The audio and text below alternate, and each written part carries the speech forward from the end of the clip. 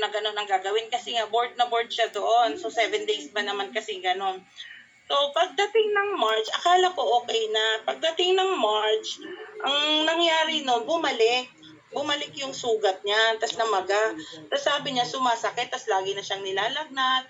So parang kinakabahan na ako kasi syempre dede kasi yun, hindi pwedeng isang walang bahala ko na lang. So pumunta na ako sa malaking ospital dito sa Imus, Cavite. Medyo kinakatakutan tong ospital na to, itong Pilar, kasi mahal talaga. Pero dahil nga anak mo yun so wala akong pag-alinlangan. Dinala ko siya sa ospital, pina-check up lahat ng test, inulit lahat ng test ng January.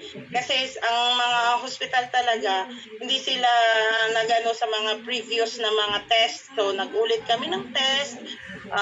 Since sinabi din ng anak ko na hindi normal ang menstruation niya. So tinest din yung niya, kung yung ovary niya, tapos nakikita nga doon sa ovary niya na may mga bukol-bukol din siya. Tapos, ayan po yung mga test niya. Tapos, kinuhaan, dahil sobrang laki na ng niya, ng breast niya noon. Mayroon akong picture noon na sobrang laki ng breast na talaga niya nung pagdating ng March. Ito po, yung March 2024. Sobrang laki na ng dede niya na halos hindi na siya makagalaw. Tapos nagkakuliti na, ang dami na niyang mga nararamdaman. And then, ang ginawa, yun, tinanggalan siya ng nana.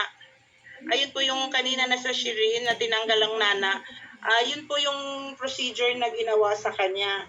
And then, sabi ko nga, baka kasi hindi masyadong effective yung yung IV na antibiotic. So, sabi ko mag-oral na lang. So, tinatry ng anak ko na mag-oral. Tinuturuan ko siya kung paano uminom. And then, nag-oral ulit siya ng antibiotic for 7 days ulit. Tapos, meron sa kanyang binigay na ointment.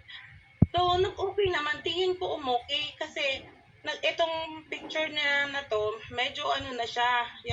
Hindi ko kasi talaga siya kinukuha ng picture dati. Parang iniisip ko kasi ayoko magkaroon ng remembrance actually sa pinagdaanan ng anak ko. Itong picture na to 2024, tita lang niya ang nagpicture nito, nahingi ko lang to doon sa convo namin.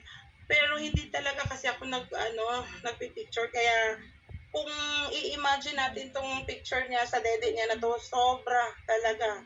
Magang-maga yan, sobrang nagdurugo yan. Minsan pa, pag bumababa siya na galing sa natutulog, makikita mo ang daming nana sa damit niya. Sobrang bilang nanay, sobrang sakit makita na gano'n ang anak ko.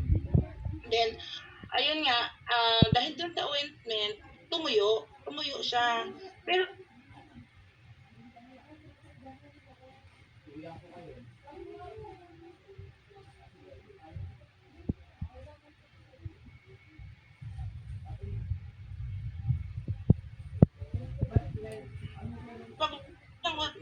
sabi niya. So, ang liit ng ointment na yun, ang mahal-mahal. So, laging may ointment.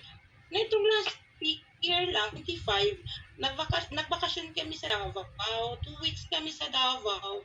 Siyempre, puro kami gala,